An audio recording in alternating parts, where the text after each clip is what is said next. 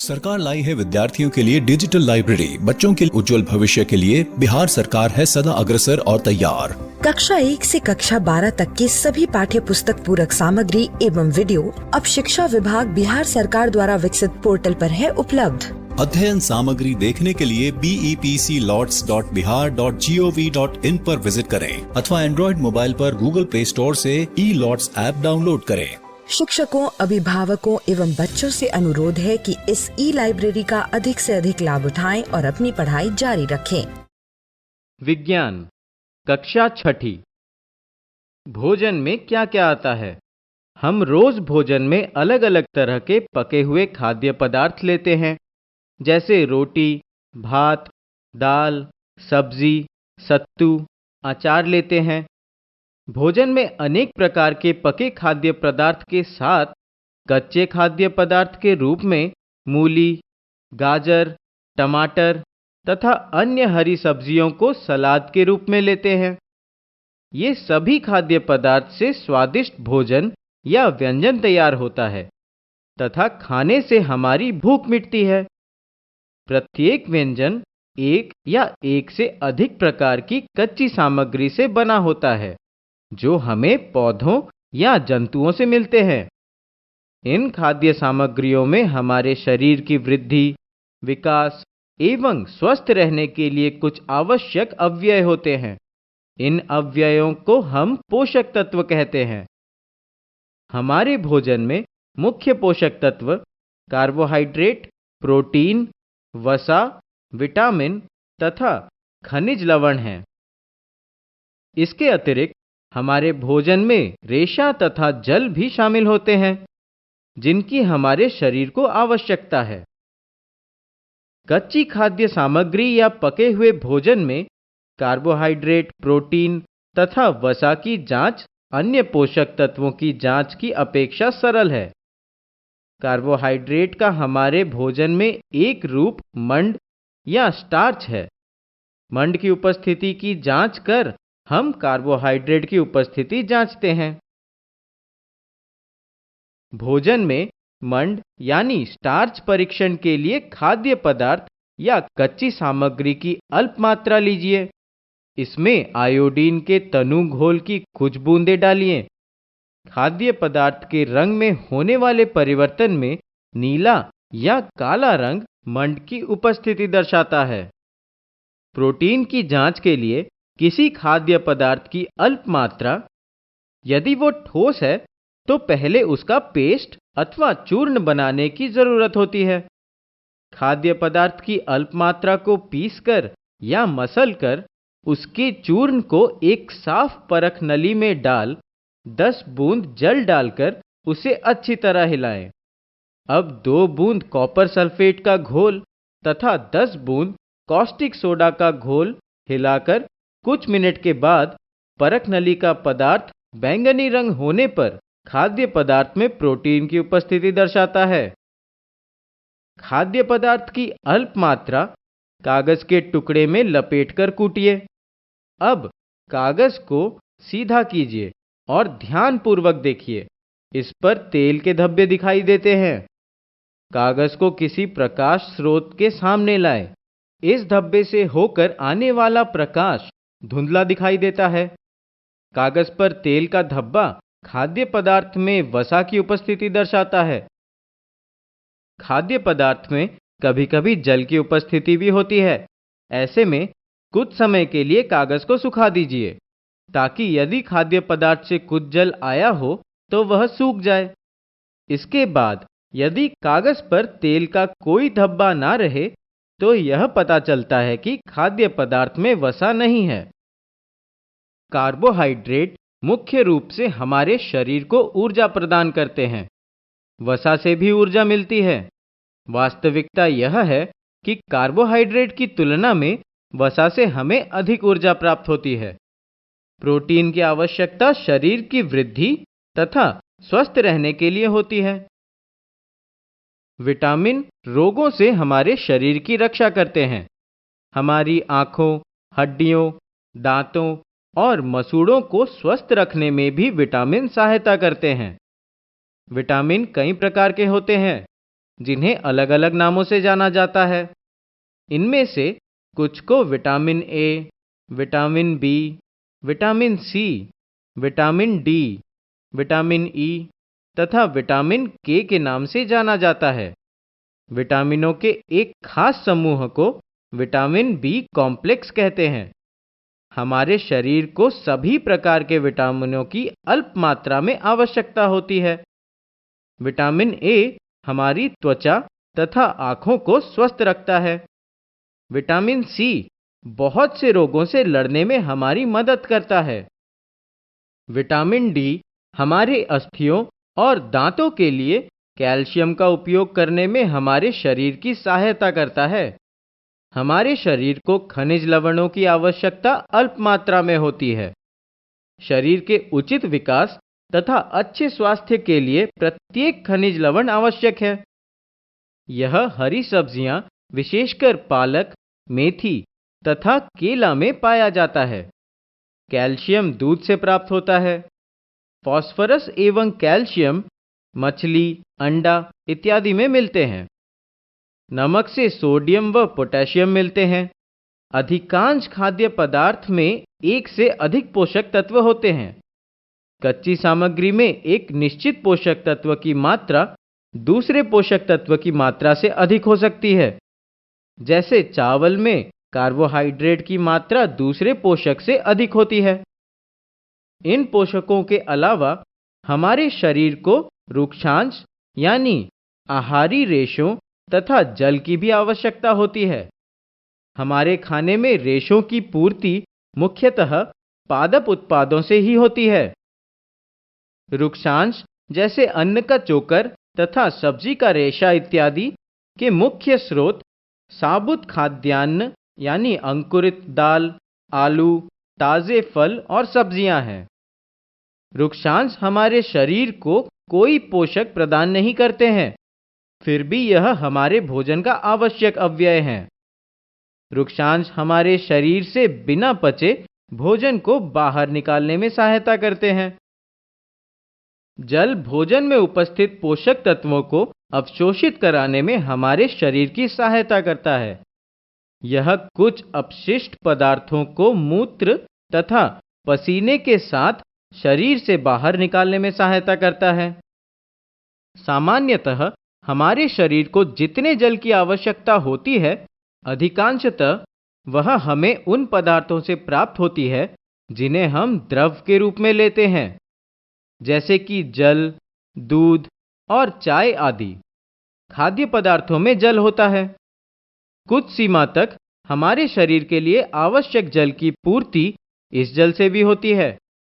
इसके अतिरिक्त कई खाद्य पदार्थों को जल के साथ पकाते हैं या पकाते समय उसमें जल डालते हैं।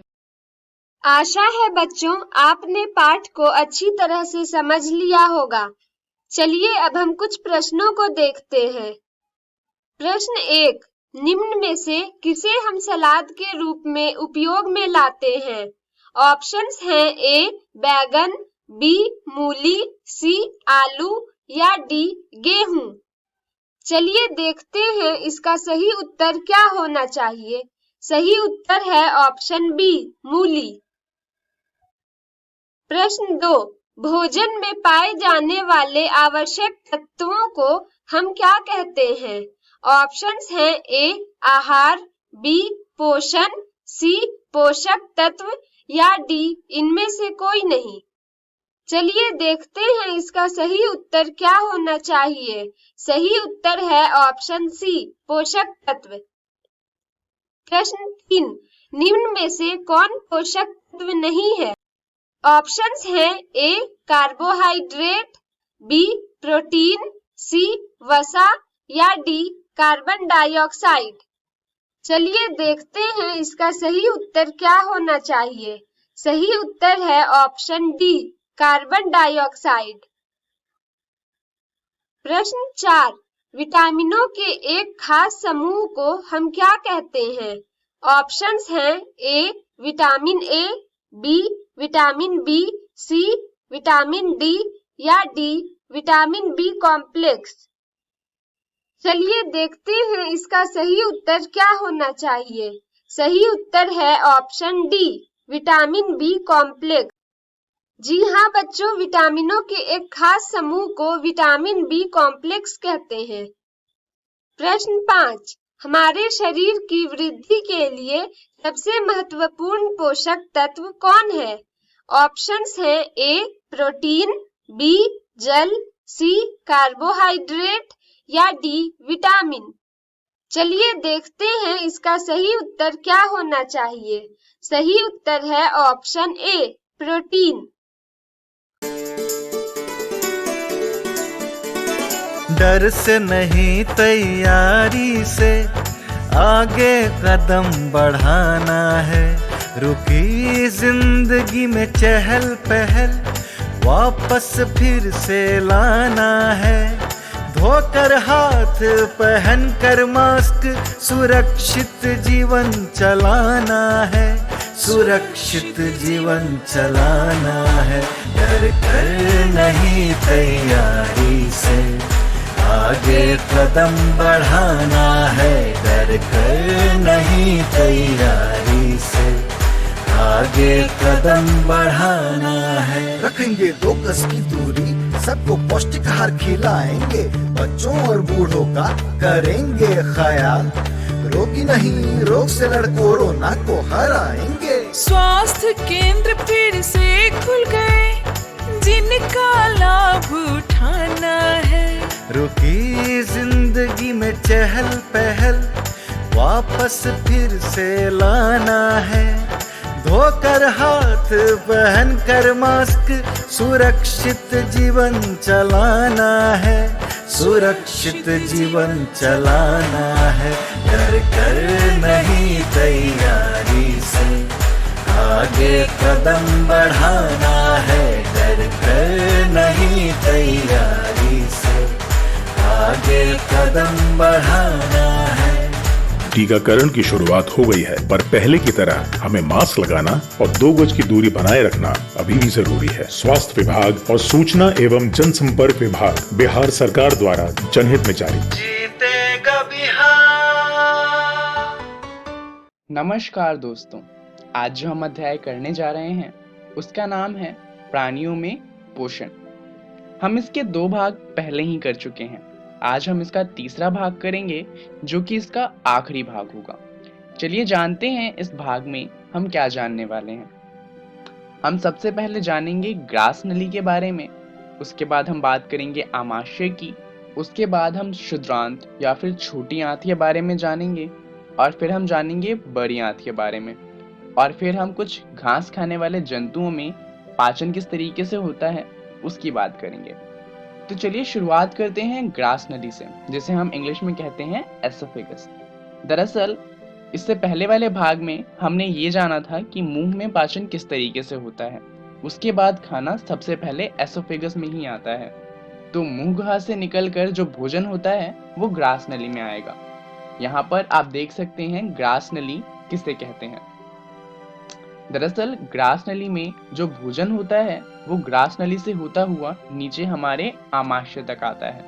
यहाँ पर सबसे मजेदार बात ये है कि मुंह से तो खाना हमने अपनी मर्जी से नीचे किया था, परंतु जब खाना ग्रास नली में आ जाता है तो उसके बाद वो अपने आप ही नीचे आमाशय तक पहुंच जाता है। दरअसल जो हमारी ग्रास नली है वो भोजन को संकुचन के कारण आगे बढ़ाती है। अब इसे कुछ इस तरीके से समझिए। मान लीजिए हमारे पास एक प्लास्टिक की नली है और कंचे तो आपने देखे होंगे, हम खेलते भी हैं उनसे। तो मान लीजिए एक कंचा है, तो अगर आप इस प्लास्टिक की नली में एक जगह से कंचे को डालें और उसे फिर दबा दबा कर दूसरी तरफ आगे निकालें, तो हमारा जो ग्रास नली है उसमें भी भोजन कुछ इसी तरीके से नीचे जाता है। बस दबाने की जरूरत हमें नहीं पड़ती, वो काम भी ग्रास नली खुद ही कर लेता है। जैसा आप यहाँ पर देख सकते हैं, खाना कुछ इस तरीके से ग्रास नली से होते हुए आमाशय तक अपने आप पहुंच जाता है। चलिए इसके बाद हम बात करेंगे आमाशय की। खाना मुंह में आया था, फिर ग्रास नली तक पहुंचा और वहां से आमाशय के पास आया। अब आमाशय में इसका पाचन होगा। आमाशय एक यू आकार का थैलीनुमा संरचना होता है, जैसा कि आप यहाँ पर देख सकते हैं। आमाशय के अंदर श्लेष्मा झिल्ली होती है श्लेष्मा झिल्ली का काम क्या होता है कि श्लेष्मा झिल्ली से हाइड्रोक्लोरिक अम्ल निकलता है और इसके साथ ही पाचक रस निकलता है। तो हाइड्रोक्लोरिक अम्ल से क्या होता है कि जो खाना हमने खाया उसमें कोई जीवाणु या कीटाणु हो तो वो मर जाते हैं। वहीं जो पाचक रस होता है वो खाने को पचाने में हमारी मदद करता है। दरअसल ये जो पाचक रस और हाइड्रोक्लोरिक अम्ल श्लेष्मा झिल्ली से निकलती है, इस रस को कहा जाता है जठर रस। अब आप सोच रहे होंगे कि हाइड्रोक्लोरिक अम्ल से तो हम जल सकते हैं, तो हमारा पेट क्यों नहीं जलता? दरअसल ये जो श्लेष्मा झिल्ली है ये आमाशयीय आंतरिक सतह की सुरक्षा भी प्रदान करती है और इस वजह से जो हमारा आमाशय है वो हाइड्रोक्लोरिक अम्ल के होने के बावजूद भी नहीं जलता। तो इससे हमें फायदा ये होता है कि एक तो हमारा पेट भी नहीं जल रहा, ऊपर से जो ये श्रावित अम्ल है ये जीवाणुओं को नष्ट कर देता है। तो इससे जीवाणु की वजह से हमें कोई परेशानी नहीं होगी क्योंकि वो मर जाएंगे और हमारे आमाशय को भी कुछ नहीं होगा क्योंकि श्लेष्मा झिल्ली उसे बचा लेगी। चलिए अब बात करते हैं छोटी आंत की। जो खाना होता है वो आमाशय में पचने के बाद सीधा छोटी आंत के पास जाता है, जिसे हम इंग्लिश में स्मॉल इंटेस्टाइन के नाम से जानते हैं। दरअसल इसे छोटी आंत तो कहा जाता है, परंतु इसकी लंबाई 7.5 मीटर की होती है। इसको छोटी आंत इस वजह से कहा जाता है क्योंकि ये ज्यादा मोटा नहीं होता, पर इसकी लंबाई बड़ी आंत से भी बहुत ज्यादा होती है। तो आखिर छोटी आंत का काम क्या होता है? दरअसल जो छोटी आंत है वहां पर दो काम होते हैं। एक तो यहाँ पर भोजन का पाचन होता है, तो पहला काम तो हुआ पाचन का, और दूसरा होता है कि यहाँ पर भोजन का अवशोषण होता है, यानी कि जो पचा हुआ भोजन है वो छोटी आंत से सीधा हमारे खून में जाता है। अब बात करते हैं रसांकुर की। दरअसल रसांकुर क्या होते हैं कि जो हमारी छोटी आंत की आंतरिक भित्ति होती है उन पर उंगली नुमा उभरी हुई हजारों संरचनाएं होती हैं। इनका काम क्या होता है कि ये जो संरचनाएं होती हैं ये छोटी आंत से जो हमारा भोजन है उसमें जो भी चीजें पच गई हैं उन्हें हमारे खून तक पहुंचाता है, और जो भी चीजें नहीं पची होती वो फिर वहां से बड़ी आंत के पास चली जाती हैं। तो छोटी आंत जितनी भी काम की चीजें होती हैं उन्हें हमारे खून को पहुंचा देता है, और जितनी भी बेकार चीजें हैं वो फिर बड़ी आंत से बाहर निकल जाती हैं। पाचन में दो और चीजें हमारी मदद करती हैं। पहला तो है यकृत, यानी कि हमारा लिवर। यह बहुत ही गहरे भूरे रंग की एक ग्रंथि होती है। ये हमारे शरीर की सबसे बड़ी ग्रंथि होती है। यह हमारे भोजन में कुछ एंजाइम मिलाती है जिससे भोजन का पाचन आसान हो जाता है। दूसरा जो ग्रंथ है वो है अग्नाशय। अग्नाशय हल्के पीले रंग की ग्रंथि होती है जो आमाशय के नीचे स्थित होती है, और इससे अग्नाशयिक रस श्रावित होता है। दरअसल ये भी भोजन के पाचन में हमारी मदद करता है। तो ये हमने देखा कि भोजन का पाचन होता किस तरीके से है। अब जो हमारा भोजन है वो छोटी आंत में है और वहां से हमारे खून तक जा रहा है। चलिए इसे एक बार अच्छे से समझते हैं। दरअसल मुख पचा भोजन जो होता है वो रसांकुर की सतह से होकर रुधिर वाहिकाओं में चला जाता है। तो जो हमारी छोटी आंत है वहां पे रसांकुर है, और वो क्या करेंगे, वो हमारे खाने को हमारे खून में पहुंचा देंगे। वहीं पे कुछ ऐसे भाग भी होंगे जो नहीं पचेंगे, तो उनका क्या होगा, जिनका पाचन और अवशोषण नहीं हो सकता, वो जो भोजन होगा वो छोटी आंत से बड़ी आंत में चला जाएगा और बड़ी आंत से हमारे शरीर से बाहर निकाल दिया जाएगा। तो इस तरीके से जो हमारा पाचन होता है वो पूरा होता है। चलिए अब बड़ी आंत के बारे में जान लेते हैं कि आखिर बड़ी आंत में भोजन का होता क्या है। दरअसल बड़ी आंत की लंबाई 1.5 मीटर होती है और यहाँ पर भोजन का कोई पाचन तो नहीं होता, परंतु भोजन में कुछ जल अभी भी होता है। तो ये क्या करता है, भोजन से उस जल को वापस से अवशोषित कर लेता है और जो सूखा हुआ बिना काम का भोजन है उसे शरीर से बाहर निकाल दिया जाता है। अब बात करते हैं घास खाने वाले जंतुओं के पाचन के बारे में। आपने देखा होगा कि गाय जब खाना खाती है उसके कई घंटों बाद तक अपना मुंह चलाती रहती है। दरअसल ये जो मुंह चलाने की प्रक्रिया है इसे कहा जाता है जुगाली। घास को पचाने में बहुत ज़्यादा समय लगता है और इसीलिए गाय बार बार घास को चबाती रहती है। और इसीलिए गाय के पास जो उसका पेट होता है, यानी कि उसका जो आमाशय होता है, वो 4 भागों में विभाजित होता है।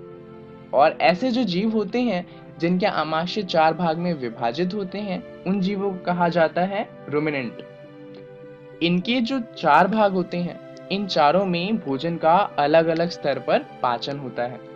जैसे कि जो आमाशय के दूसरा कक्ष है, वहां पर भोजन का विखंडन होता है। वहीं तीसरे कक्ष में पानी का अवशोषण होता है और जो चौथा भाग है उसमें एंजाइम की मदद से भोजन का पाचन होता है। चलिए अब जल्दी से ये जान लेते हैं कि पोषण, परिवहन एवं श्वसन तंत्र में संबंध क्या होता है। दरअसल ये तीनों प्रणालियां एक दूसरे के साथ मिलकर कार्य करती हैं।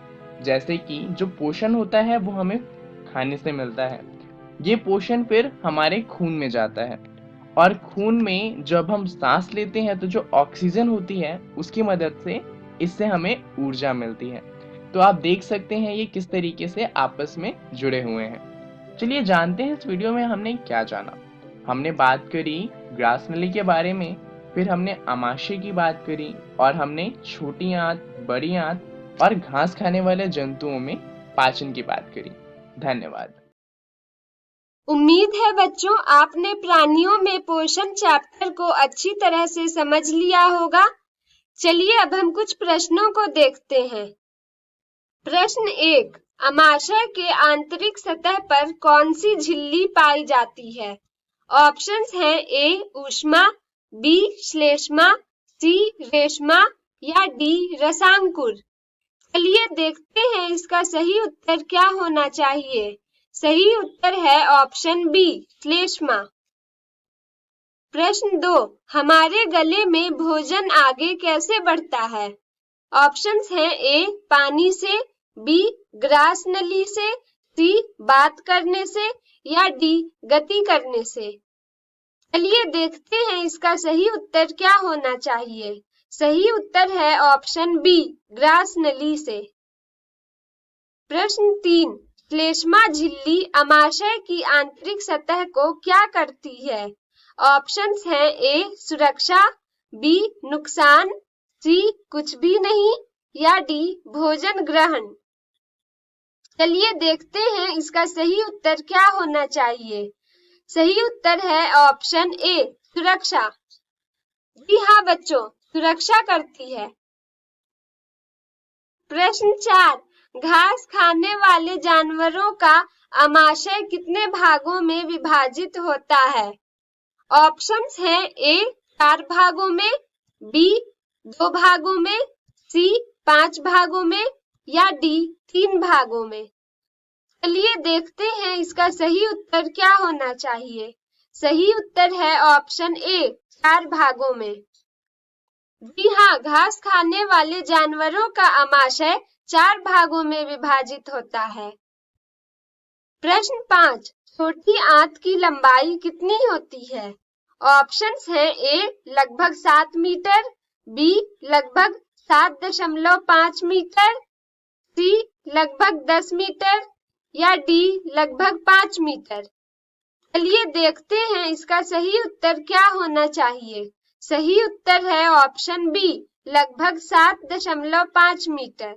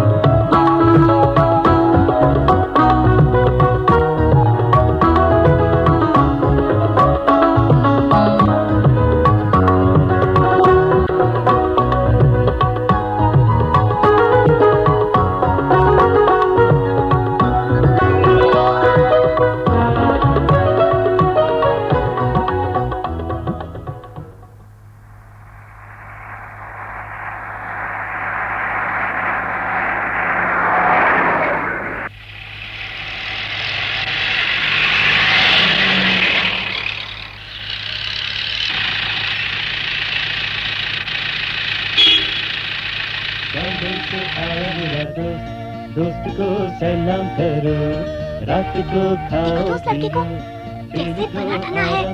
ये है कौन? चलो मजा आएगा। मीना चलो हमारे साथ। बम्बई से आया मेरा दोस्त, दोस्त को सलाम करो, रात को खाओ पियो, दिन को आराम करो।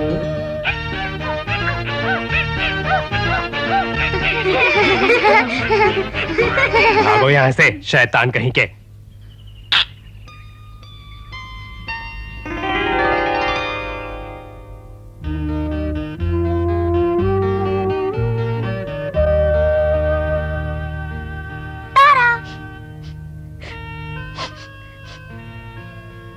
क्या बात है तारा?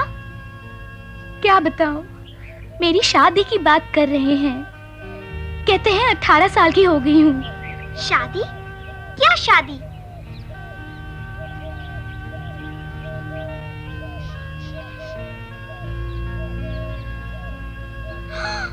अरे बाप रे, इन लोगों से? सच मीना, मैं इस आदमी के बेटे से शादी नहीं करना चाहती।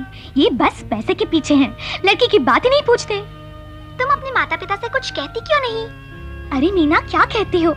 अम्मा बाबा से शादी की बात? हम इतना पैसा कहाँ से लाएंगे? बर्बाद हो जाएंगे। ओह तारा, ऐसा क्यों कहती हो? मैं माँ और दादी से कहूंगी, वे सब ठीक कर देंगे।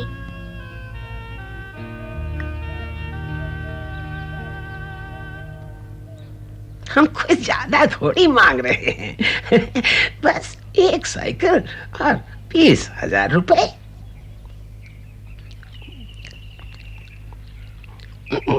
मेरा भाई ठीक कहता है। मेरा बेटा बाका जवान है, शहर में अच्छा कमाता है। कितने खराब लोग हैं ये, बड़े ही लालची हैं। लेकिन मैं इतना पैसा लाऊंगा कहाँ से? मुझे तो अपना सब कुछ बेचना पड़ेगा। अगर तुम दहेज का इंतजाम नहीं कर सकते तो शादी कैसे होगी? हैं? इसके लिए अच्छे अच्छे घरों से रिश्ते आ रहे हैं। अबे ओ लड़की, मिठू।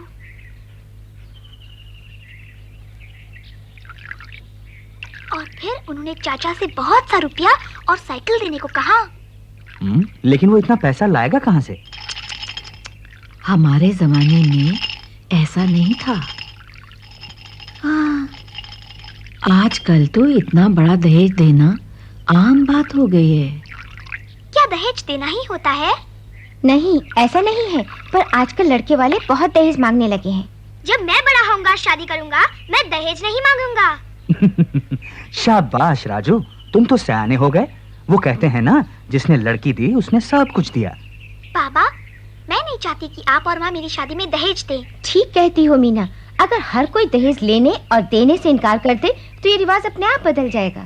तो बोले दहेज न लेना न देना। हाँ। दहेज न लेना न देना। जाओ, जाकर उस बनिए और उसके भाई को ये बताओ। दहेज न लेना न देना, दहेज न लेना न देना, दहेज न लेना न देना। आपको मालूम है चाचा, दहेज लेना गैर कानूनी है, इससे जेल भी हो सकती है। मुझे मालूम है, लेकिन ये लोग क्या जाने, इसीलिए हम जो चाहे मांग सकते हैं। हाँ? दहेज न लेना न देना। बेवकूफ तोते, क्यों करे कोई दहेज से इनकार है? अगर ये लोग इतने बुद्धू हैं तो हम शादी के बाद भी इनसे कई चीजें मांग सकते हैं। हाँ, ये ठीक रहेगा। साइकिल अब, मोटरसाइकिल बाद में। साइकिल अब, मोटरसाइकिल बाद में? अरे ये तो मीना का तोता है, जाके सब बता देगा। इधर आओ, इधर आओ।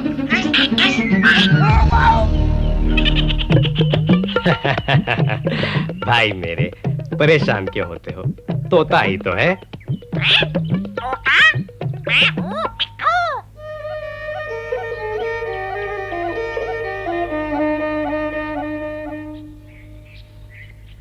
बनिए कि यहाँ क्या हुआ मिट्ठू? साइकिल अब, मोटरसाइकिल बाद में। इसका क्या मतलब हुआ? दादी, आपको कुछ समझ में आया? ऐसा है, यानी ये लालची लोग शादी के बाद और भी दहेज मांगने की सोच रहे हैं। कितने लालची हैं। लालची। चलो तारा को बताएं।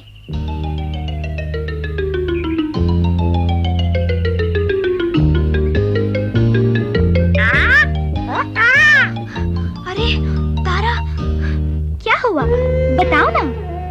तारा, वो लोग बहुत खराब है। वो लोग शादी के बाद और भी सामान मांगने वाले हैं। तुम्हें कैसे पता? मिट्टू ने सुना। साइकिल आप, मोटरसाइकिल बाद में। अरे ये तो हद हो गई। क्या हुआ? क्या बात है तारा? तारा दहेज की बात पर गुस्सा है। पर क्यों? दहेज तो हमें देना ही पड़ेगा। दहेज के बिना कौन लड़की लेगा? मैं लूंगा बड़े होने पर। काश हम ये रिवाज बदल सकते। पर आप लोग सुनिए तो जरा, शादी के बाद वो लोग मोटरसाइकिल मांगेंगे। क्या? तुम्हें कैसे पता? मिट्टू ने उन्हें कहते सुना है। साइकिल अब, मोटरसाइकिल बाद में। हम कहाँ से देंगे? न जाने कैसे लोग हैं, कितने लालची हैं सबके सब। अब करें क्या? मना कर दीजिए। हाँ यही ठीक है, हम मना कर देंगे। हाँ बिल्कुल। दहेज न लेना न देना। यही नहीं, हमें इन लोगों के बारे में दूसरों को भी बता देना चाहिए। चलो हम मुखिया से बात करें।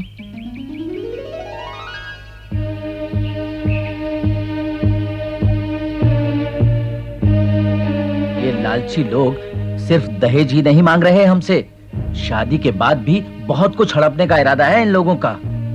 जब वो कल आएंगे हम धक्का मार बाहर करेंगे। मैंने सुना है वो घर घर जाकर शादी के लायक लड़कियों के बारे में पूछ रहे हैं। और उन्हें तो बस दहेज से मतलब है। इन लालची लोगों का पत्ता ही काट देना चाहिए। बिल्कुल, सब लोगों को यही करना चाहिए। आपको पता है दहेज लेना और देना दोनों ही गैर कानूनी है। मुझे नहीं मालूम था। ये तो बहुत बढ़िया बात है। लेकिन आमतौर पर जब कोई अच्छा लड़का मिलता है तो दहेज देना ही पड़ता है। और लोग भी अपनी लड़कियों को दहेज देना चाहते हैं। यही तो सारी बात है। इस रिवाज को पूरी तरह से हटा देना चाहिए।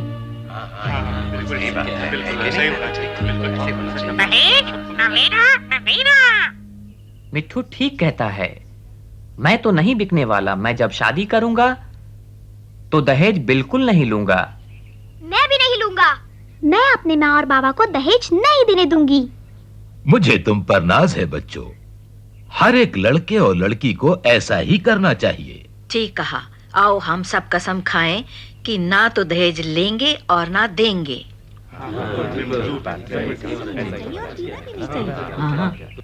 दहेज न लेना न देना।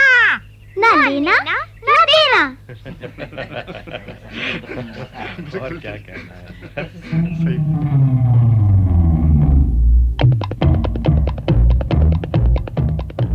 तो क्या तय किया है आपने? अगर आज दहेज का फैसला नहीं होता है तो हम शादी से इनकार कर देंगे। कहिए ना पिताजी। हाँ हम इनकार कर देंगे और हम कोई दहेज वहेज नहीं देने वाले। बस। ये सब क्या हो रहा है? आप लोग क्या कर रहे हैं? तुम लोग बड़ी भारी गलती कर रहे हो। बिना दहेज के तुम्हारी लड़की का ब्याह नहीं हो सकता। हमें कोई जल्दी नहीं है, देखेंगे। हम देख लेंगे। उठो चलो, अब हमारे लिए यहाँ कुछ नहीं रखा है। हाँ चलो, और बहुत सी लड़कियां हैं।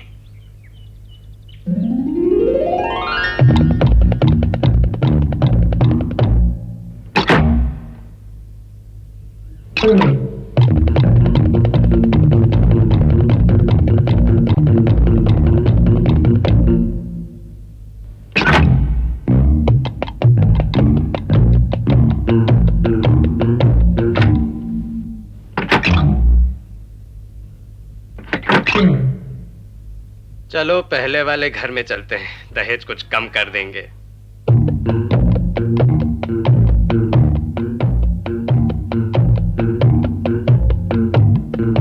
दहेज न लेना न देना। ओह, मैं तो चला। यहाँ रहकर मुझे अपनी शामत नहीं बुलानी है।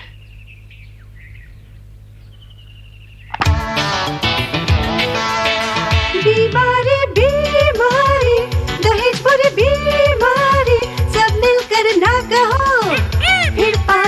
खुशियाँ सारी, बीमारी बीमारी, दहेज पूरी बीमारी। न देना न देना।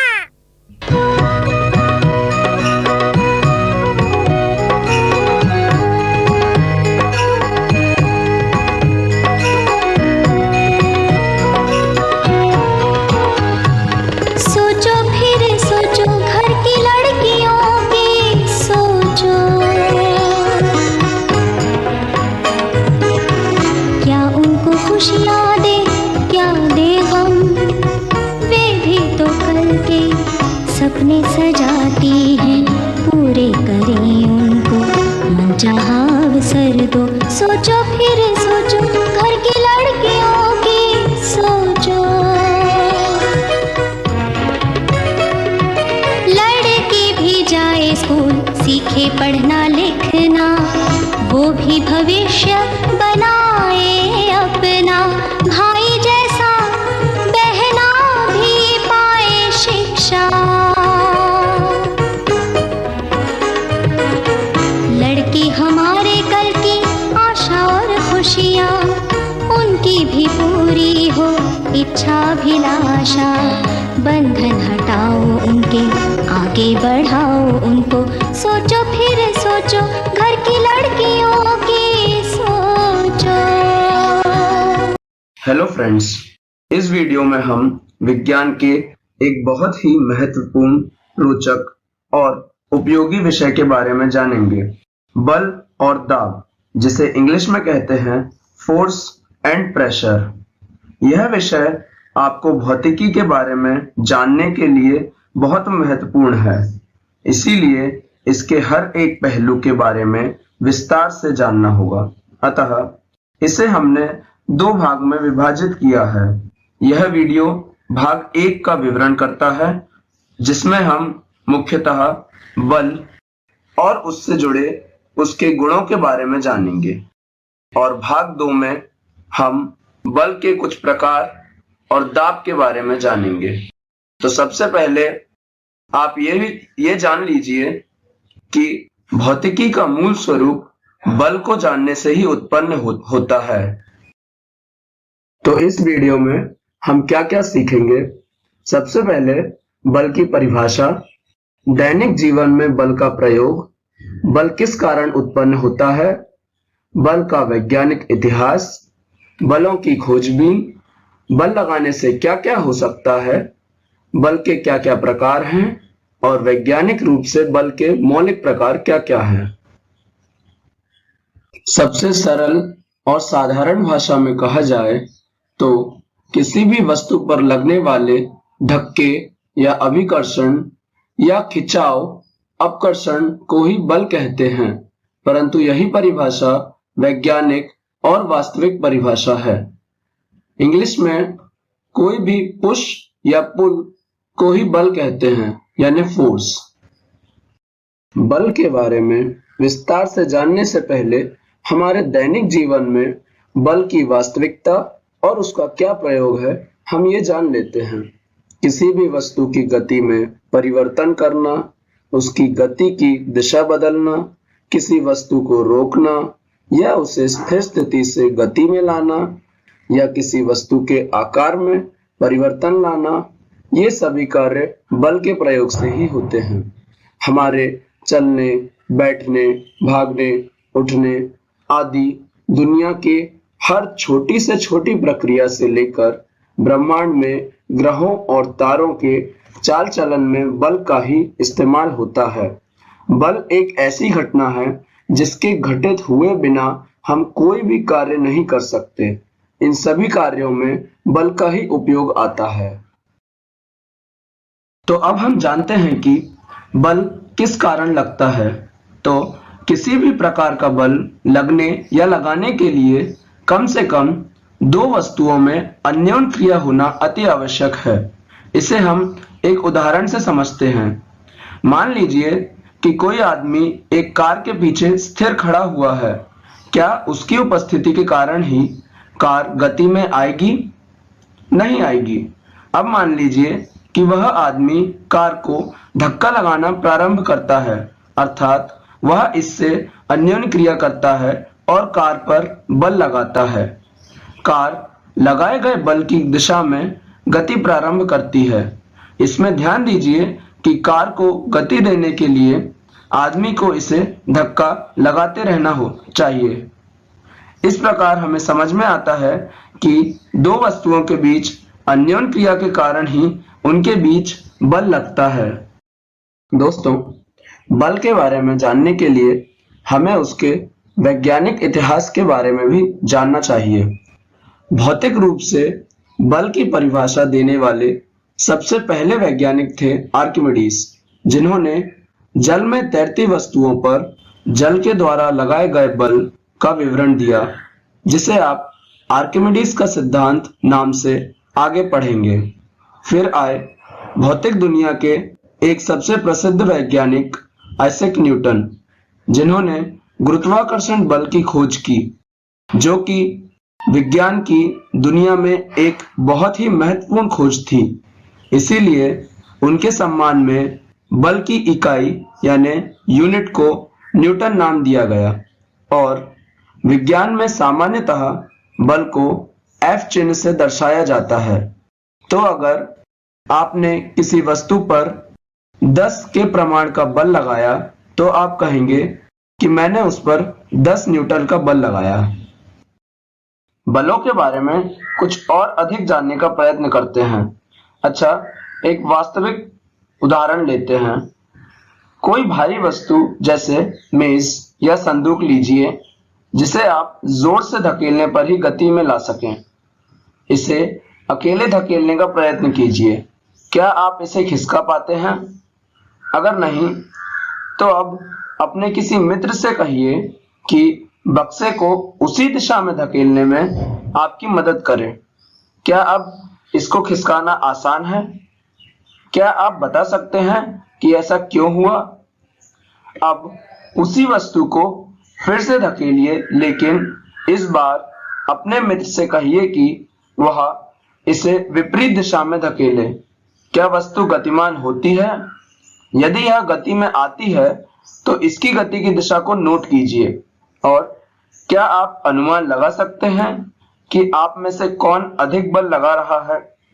उदाहरण में पूछे गए प्रश्नों के उत्तर से हमें क्या निष्कर्ष प्राप्त होता है? हमने समझा कि किसी भी वस्तु पर एक ही दिशा में लगाए गए बल जुड़ जाते हैं और यदि किसी वस्तु पर दो बल विपरीत दिशा में कार्य करते हैं तो उस पर लगने वाला कुल बल या नेट फोर्स दोनों बलों के अंतर के बराबर ही होता है, जिसकी वजह से बक्से को गति मिलती है।